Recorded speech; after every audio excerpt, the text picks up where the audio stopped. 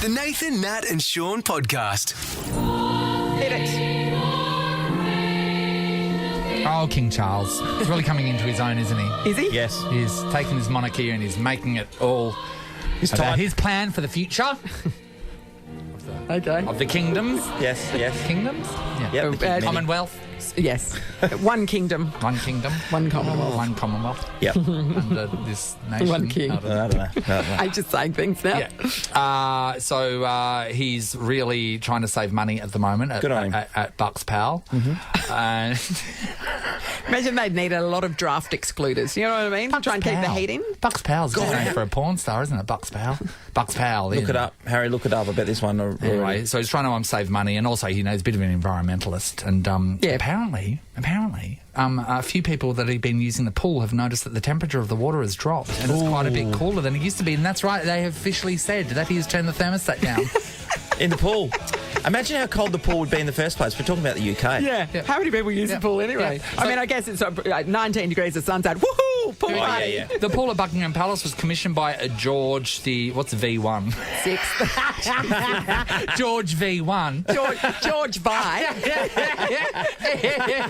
In 1938 for Princess Elizabeth and Margaret, who had been having swimming lessons at the Bath Club. The Bath Club. Oh, the Bath Club. Senior members of the royal household are told to check in advance if a member of the royal family is having a dip to avoid a clash. You can't have a dip. No. If the top tier royals are in there bathing, you can't go Get and do a out. bommy. Can't go and do a bommy on Camilla. Oh, that's not great, is it?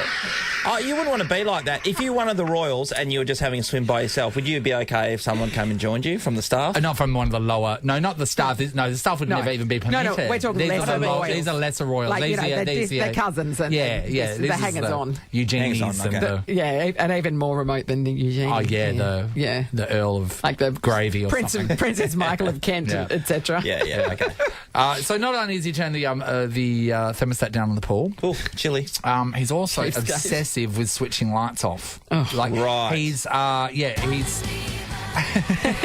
he walks around Buckingham Palace switching lights off. Surely, can't he just tell the staff to do it? They have to do what he tells them. No. This is, you know what happens when you've asked somebody to turn the lights off and Yes, they don't. Nathan. You aggressively wait till you're in front of they're in front of you, and then you walk up and you do it with real power. Yep. But he can have them beheaded. They should. Yeah. Why wouldn't they be doing it if he tells them to? That's weird.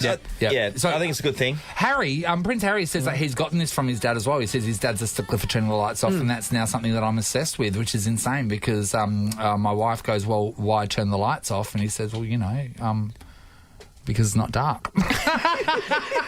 And My house it is. Now he said he's got serious OCD on light switches now, which is terrible. Yeah, right. So connect it's with gone this. too far. Yeah, This it's is one thing I do in my household 100% of the time Lights. because everyone's got the lights on I all literally the time. exist in my house, like when it's dark, with just the the light that's underneath your kitchen. Yeah, cupboard? yeah, that kitchen cupboard strip, the LED strip. Yeah. Oh, that rich people have? Yeah.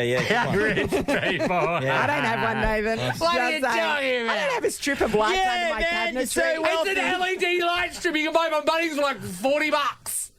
Oh, yours wasn't $40. I don't know how much the it was. I didn't cabinets, build isn't it. I'm not on the block. Anyway, Might be sick. that's the only light I have on at night. Hilarious.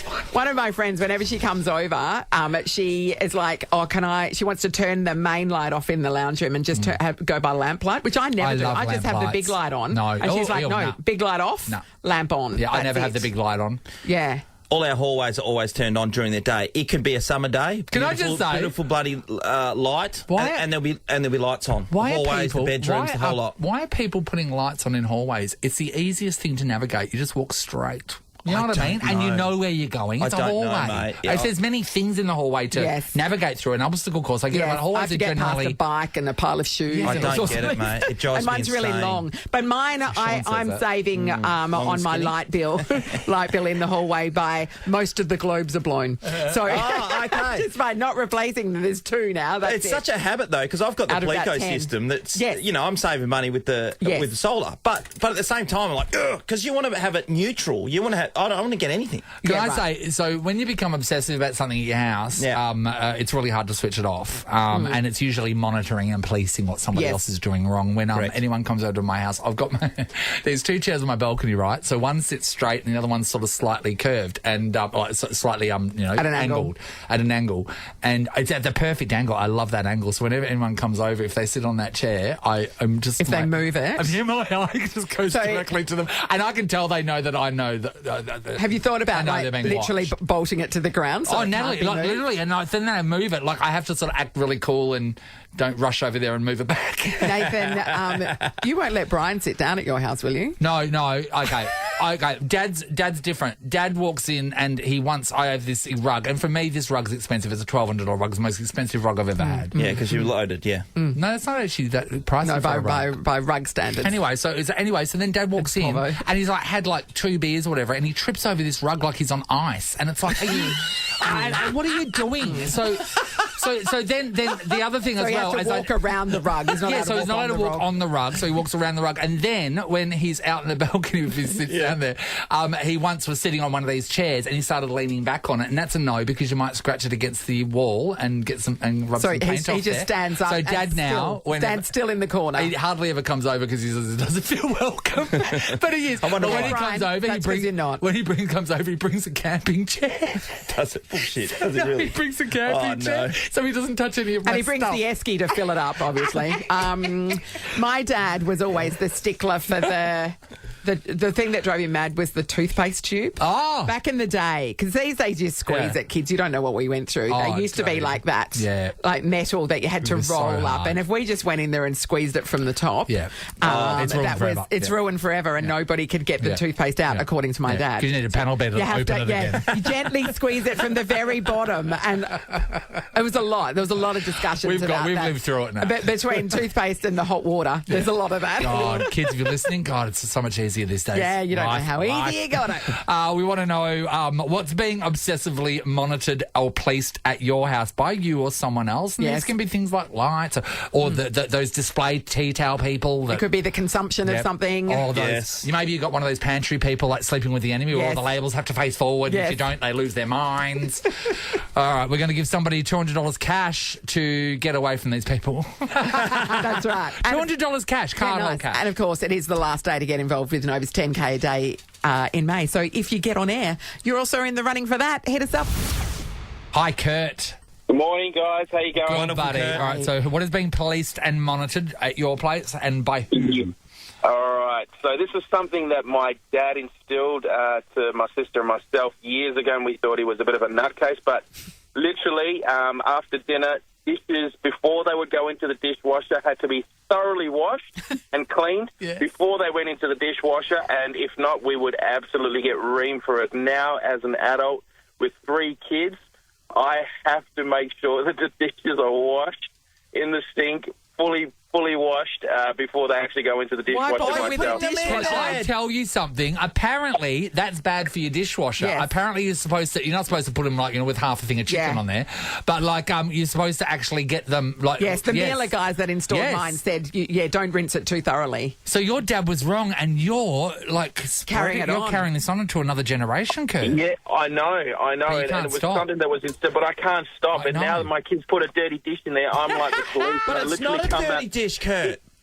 It It is. is. You're saying a dirty dish. It You're is. washing them thoroughly. No, It's he's not- saying if they don't wash If them they thoroughly and don't. they put it in the dishwasher, he's if they outraged. don't, Yeah. correct. So literally, even if it's like 10 o'clock at night, I'm like to my daughter, get up, you got to go in there, you Yeah. use that Like, Dad, dishwasher, I'm you got to go 5. clean that dish, and it's got to go into the dishwasher. How old's your daughter? 14. Don't make her actually- hate you. She already I like hates you those enough because things. she's Oh, 14. She You've made a rule. absolutely hates me for it. Yeah. Absolutely hates No, me for I it. hate you for it too, Kurt. You know a what I little love? bit. I love everything you're doing, Kurt, and also I love that you know what you're doing. You know that what you're doing is wrong, but Yes. you're going to keep doing And you it, can't stop and it. you're going to pass on to your children who are going to do it again. The amount of dishwashers that are going to be broken in your wake. And also, Kurt, you're using too much water. You leave him alone. Thank you. Linda, hello. Hello, good morning. How are you? Okay, what Hey. is excessively monitored at your house, Linda? So, similar to the last guy, this is also something that my dad instilled in us and has stuck with me. So I was one of 5, and when we'd finish eating dinner at the dinner table or any meal, we'd have to walk to the sink with our arms up in the air to wash our hands. Like you're a surgeon. Like a surgeon. Yeah. So that we'd be walking single file to the sink to wash our hands because Dad was could not bear the idea of us brushing anything with our hands on the way to the sink. Oh, so because he's worried about marking the walls and stuff with your greasy food fingers. Yes. Did you not have cutlery? Like, I mean, were you eating with your hands? What was happening? Yeah, well, I guess just we're Lebanese, so a lot of the foods we eat is just Lebanese bread. I mean, you didn't contextualise it, Linda. That makes more sense. Your filthy little paws all over the wall. I'm on your dad's side now. Hey, did you ever, Linda, have your friends sleep over and ask what's happening when they've got their hands up like they're in ER lining up to operate? Yeah, no, they were exempted from that. Dad didn't want them to know that side of us. Oh, so when there were people over, you didn't have to do it? Yeah, no. Oh, it's your dirty little secret. Or your clean little secret, as it turns out. Oh, Linda, thank you. That's terrific. That's what we're talking about. Was there something at your house, or is it happening now, that is excessively monitored? We're all getting involved here. $200 cash is going to be given away to somebody for their story. We're talking about when there's somebody in your life, and maybe it's you, who excessively monitors something. King Charles going around Buckingham Palace, turning all the lights off. Yep. By the time he's finished, he's got to start again. Yeah. The place is so big. Yeah. And lights is a common one. A lot of people have got a lights Nazi in their house. Yes. What about at your house when you were growing up, milk? Did your mum monitor the Oh, milk? yeah, It was only for tea. Yeah. We were not allowed to drink milk. Yes. If we were to go and have a cup of milk, we would get screamed at, and we would be screamed. They'd scream at us, "Milk is for tea." So Look at I grew his up not crumbly knowing. little bones I grew now. up not knowing that, and That I've people never. could drink a glass of milk. Yeah, I didn't know. Like, to me, I used to see other families drinking cold Milos and then taking their cold Milo into their bedroom and closing their bedroom door. Even a hot Milo. And it's like, What's going on there? it's insane. Do you make a hot Milo with mostly milk just warmed up? I don't like milk. How would you make a Milo? Because I was a water Milo person. Water. It was Milo. Yeah, because milk was for tea. Of course, water. Milo, water, mostly water, and then just topped off with milk. Get out. No. What were you? Were you on Milk, all milk? warm milk. Mum would go pot off of her warm head milk. at us for having milk. I would never have warm milk. This sounds like is it Buckingham like- Only a Palace. Is cold it up there Milo. with Only a apple- cold Milo. apple But now pie? I can't do it because I have to go to the toilet straight away. I mean, Milo and ice cream was my favourite way to consume Milo. I didn't like it as a beverage, but I liked it as an ice cream topping. We are Anywho, talking about what's being policed and monitored at your place. Hi, Jane. Yeah, hi. How are you today? Jane. Jane, All right. okay, talk to us. That's good. My brother started seeing a young girl. She was a nurse, and he would be staying there, and she would do dishes and put all the clean dishes at the front and bring the old ones forward. She was so pedantic with clothes, dishes, everything in the house. So you And mean he she would rotate the dishes so that you weren't always Rotate. using the same ones? That's correct. Yes, so that there was equal wear on them. Nathan Morris, we're looking at you. Jane, have a Okay, listen to Jane. Nathan's scenario. Jane. So I live alone, as you know, and I just eat off the one plate because it's just me. So now and it happened a couple of years ago, so I realised that one of the plates were looking a bit worn, so now I rotate the plate so it looks like many people have come over and dined regularly. He gets them all out, washes them all, puts them all back The in. plates to get jealous. They're like, It's sad, isn't it? that is pretty sad. Yeah, it is. That is pretty sad. Oh, that's great. Thank you, Jane. I mean, one of my friends, her mum, when she was a kid, her mum would get... So when they used Glad Wrap, for example, she would take the Glad Wrap, use it, rinse it, and hang it out on the clothesline to reuse the Glad Wrap. No. Yeah. She was an environmentalist from way back, obviously. Oh, my God. Yeah, I know. Imagine full that, on. your clothesline just being full of little strips of Glad Wrap. That's insane. That's insane. And you know, you have your mates over to play for a play date and they see that. They I would know. think this is just, okay. Yeah. By the way, we've got $200 cash to give away. Some great stories already this morning. Yes. And everybody that we've spoken to is in the running for the very last 10K a day in May, which is today, obviously being the last day of May. We spoke to Kurt and his dad made him, when he was a kid, wash the dishes before they went in the dishwasher. Clean. Clean. Like, not So- rinsing, not running it under the tap. So Kurt knows that this is bad for the dishwasher, he's been told, but now he's taught his children to do it as well, and it's never going to end. And the 14-year-old daughter often gets, like, dragged out of bed. Yeah. To go and rinse or completely wash Yep. the dish. That's the in part I dishwasher. like. Yeah, Fisher and Parker have got him up for murder charges. It stands for something, you know? This is the Nathan, Nat and Sean podcast. On Sunday night, a show starts at 7:30 on the ABC, Sean. Yeah. Channel 2, everyone. as you like to call it. It's called Designing a Legacy. Yeah. And the man behind it all, the man who's going to take us around some bloody beautiful houses around this country, is none other than Tim Ross, a.k.a. Rosso, joins us now. Morning, Rosso. It's been a while. I love a bit of Channel 2. I used to watch the winners on Good. Channel 2, Rosso. Yeah. And remember, and I used to watch it, was it that paper duck and the little plasticine men? Yeah, what was that? You know the paper duck, that quack, quack, quack, quack. Was it Wurzel Yeah. Gummies that used to take his head off? Wurzel. Wurzel Gummidge. Remember Wurzel Gummidge? That was I do. terrifying. John Pertwee, who was Yes. one of the Doctor Who's. Yeah. Definitely real for the was young that kids, him? aren't we? Yeah. For the For the young kids listening right now, we used to watch this show, and like looking back now, it's a horror show, and it was about a scarecrow that could change his head at any time, and there was nothing attractive about it. He had a girlfriend who was the woman on the bow of a ship. Sally. Sally? Not that I know her name or anything. Rosso, you love 1970s nostalgia. This is right up your alley, right? Yeah, I mean, in simpler times, a lot of us grew up with not many choices of things to watch on the telly. Yes, correct. Yeah, And it shapes you in all sorts of ways. Not we'll many of them punish. good. we say it now. The kids these days get everything, Rosso. They get everything. There was a show called The Goodies that used to be Yeah. on. And it was super famous. And in the UK, they played it like once or twice. And here, in the olden days in Australia, we only had a few shows because they were expensive to buy. And so we watched The Goodies like 1,000 times. Correct. And the sketches were from the early 1970s, so they never made sense here anyway. We were watching them in the 1980s. And there was the most bizarre thing was there was this particular interview episode with where they were wearing these Nigel Parsons masks, right? No one knew who Nigel Parsons was. And before the internet, I remember interviewing Tim Brooke Taylor, one of the characters from The Goodies, and I had to ask him who Nigel Parsons was because you couldn't find out any other way. And he said, he's a bit like your Ray Martin. So for 15 years, the mystery is solved. They came in, remember? They came Yes. in and we were like, so Bill, Oddie didn't. It was the Yes. other two, Graham and Tim. Graham and Tim, yeah. And we were so excited. But then they walked in, it was like, you know the old man on The Simpsons? The one, the mole man? It was like two little mole men walked in. It's like when a grape goes into a sultana. Yeah. It's very similar. Now, Rosso, where does your passion for architecture come So from? good. Because that's what this show's all about.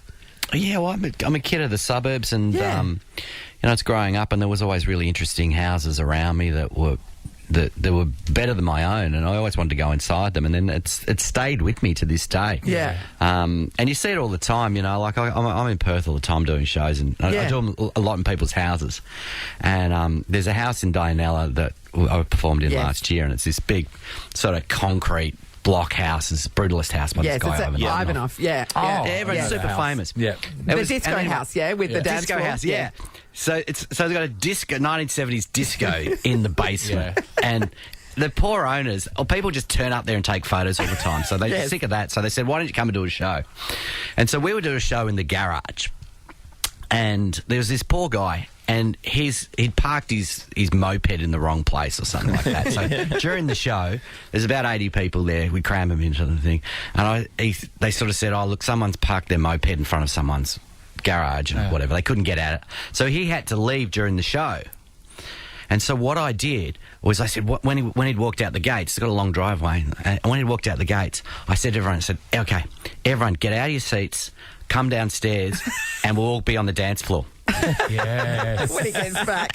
So in fact, everyone's gone. The whole audience is gone. The whole show's down. And then he walks down and we're all dancing on the dance floor. That's so great. You got to love that. Not enough houses had dance floors, to be honest. Hey, Rosso, with Designing a Legacy, and Nat said, you go through all these amazing places and, architects are getting seriously involved, which is the one question I want to ask you, right? So the houses become part of the landscape and part of the story that's being told there. But so there's a house down south that I've seen that they flew an architect from, I don't know, whether it was Dutch or something along those lines in, and he sat on this block of land for 2 days checking out the wind and the sunset, and it's in Injunup. Yeah. And they must have paid him absolutely idea. minted to come up with, Nathan, where the window should face, Yeah. and all that kind of stuff. But can it be done, and you've had a lot of experience going around these houses now, using an architect without it costing you an absolute bomb? Because I wonder if it's affordable. You don't have to for fly most. them in from Holland. Look, it's a really good question, and it's a really important question. And look, we know that a lot of the time it's your building costs that are really costing. It's the big huge thing. And so what you get from your design costs, which can be prohibitive for people, and I understand that, but you get a lot more bang for your buck. It's just that if you get a good architect, they'll get you a better result. And your house, you might spend less on your house, even though you're paying more for your design fees, because you just look at things in a different way. Yeah. And we quite often think about design and space being the same thing, and we're pushed completely into building bigger homes because that's what we think we need. Yeah. But the reality is we just need better homes, and homes that relate to the landscape better, that you can... Sometimes it's just simply about the orientation of being able to look out a window and see a tree that's going to make us really happy. Yeah. I really love, the disco house you were talking about, Yeah. the dance floor. I really love the fact that you can drive down the street and there might be a house that has a secret in there that you would never know from the front. There's one in the hills that is here in Perth, and it's a Star Wars themed or Star Trek themed lounge room. Anyway, they've done the whole thing. And there's another place, and this is my friend's, my mate from uni. We went around to his parents' new house, and they were up in the hills. And he said, "Oh, you got to come down and look at the wine cellar." And I went, "Okay, great." And that's where him and his brother's bedroom was. And we opened up the door, and Tim, sitting there was a 1950s reconstruction of a garage with an old motorbike being worked on. It had a shop front in there with all oil cans. It's like you walked on the set of a movie. Yeah. And then when you go to open the garage door to get outside of the workshop, that's where all wine was stored. Oh, wow. It's just amazing. You wouldn't guess what are in a lot of these houses, would you, from the facade?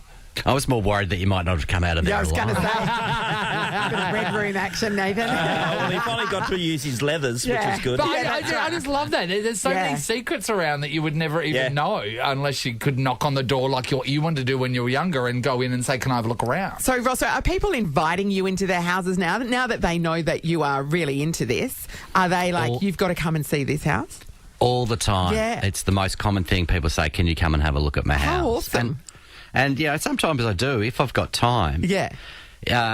Sometimes it's a bit weird. Like there's a woman in Tasmania, and I was doing some shows with Kevin McLeod, and she wanted Kev and I to come and stay in Oh, I a bet she 1950s did. house. Yeah. And it was like, well, maybe I'm getting in the way. I think you just want Kevin to come and stay. You're 65, that's your jam. You've got to go through Rosso to get to Kevin If you're McLeod. 65, it's marmalade, not jam. Do you have a pet hate about homes? Like, so for me, I'm talking about places that don't have a scullery. Yes. It's when there's no hole for the microwave in a kitchen. It's like we live in a world now where we want clear surfaces, and you want me to put a microwave on a bench. What's your pet hate? Oh, I'm not super judgy about people's homes because, it is where they live. Yeah, but microwave holes. Yeah, I don't have a this will surprise you, and you can go to the phones on this one. I haven't had a microwave. Sorry, I'm talking into a microphone. I haven't had a microwave for 16 years. I don't Really? think. How do you heat up? Leftovers. How do you heat up? There's a thing called a pot, right? No, that's in the olden days. You really are. You're stuck in the 1970s, Rosso. What about What's frozen going on? meals? I don't have them. So, there is simple fresh fact food. about this microwave. You don't... There's one thing I reckon that it's good for. Two things. Heating up Chinese and heating up lasagna. You don't need it for anything else, right? Absolutely nothing else. And by all of those things, Chinese or Indian's the hardest one to do. Yes. The rest of it, I have no need for a microwave and can live without it quite happily. And they're ugly things, and, the jury's out on whether or not... my brothers and I used to stand in front of them.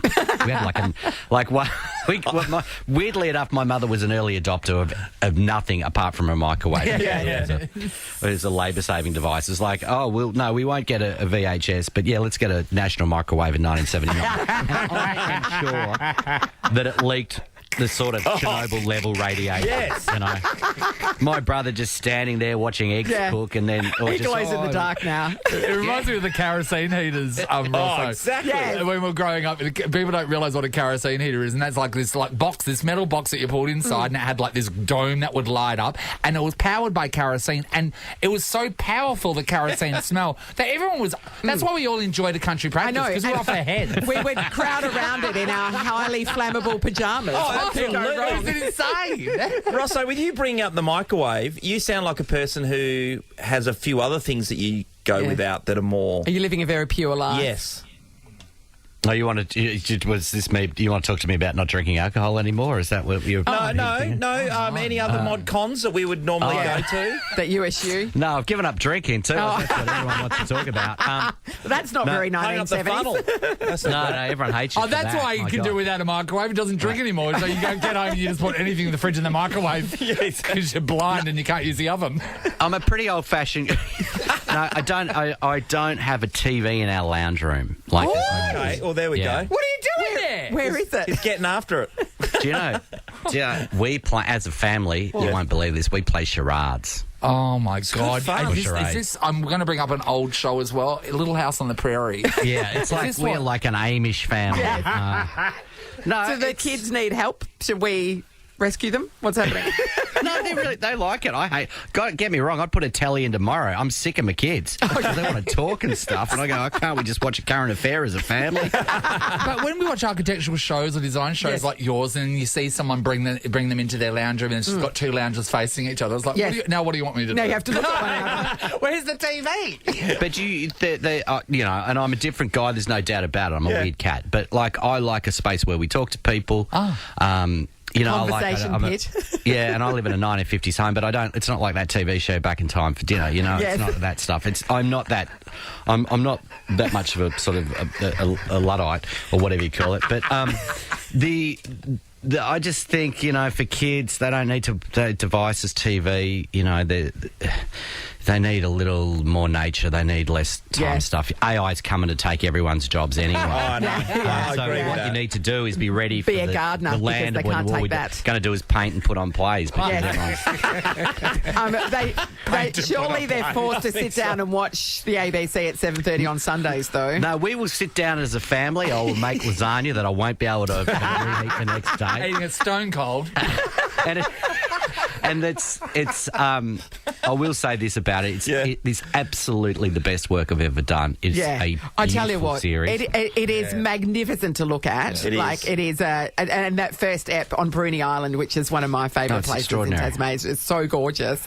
The houses you get to show off are amazing. So yeah, Can I add too, Rosso, that I think your voiceover work is outstanding. Yes. I love the pace. and Yeah. There you go. Take that. Leno, you love it too. Hey, that's very kind of you. I appreciate that. It's important to know. You know, there's a lot of time and effort go into these things. No, it's and you notice the little things. You know, it's important to give that feedback. I gave that recently to Hamish Blake on his jumper selection in Lego Masters. yes. Which my kids are allowed to Superior. watch on delay. Oh, that's nice. On delay. Yeah, we save it up for Christmas holidays. They're on to series 2. I was going to say, you know that show's not live, right? But they're not even going to watch the balloon one, though. Designing a legacy. No, not that big. No. Check out Designing a Legacy. It starts Sunday night, 7:30 on the ABC. Rosso, it's a pleasure. Thanks, buddy. Really good. I should just say I'm doing a show at Lawson Flats in Perth next week. Oh, awesome. And there's some. I've got the fourth show on Wednesday night at 8:30. There are some tickets left. Rosso 88, which is a nostalgia show about it. So if you are in town and want to come and see me, come and see me. Your Great. Insta account, Modernista, is a cracker too. Been following that for a while, loving it. I didn't Loving realise you did stuff from blocks of flats. There's this block of flat, this is on I think Harborne Street, and it's called Sharon. Oh, Put that into the mix. Sharon. Sharon. They've looked at this building. The seductress. They looked at this building when they made it. They were super proud, and they went, "How can we honour this in the greatest way ever? We'll call it Sharon." Sharon. Love your work, Rosso. Thanks, buddy. Rosso. Chat, guys. Pleasure as always. Nathan, Nat, and Sean is a Nova podcast. For more great comedy shows like this, head to novapodcasts.com.au. Nova.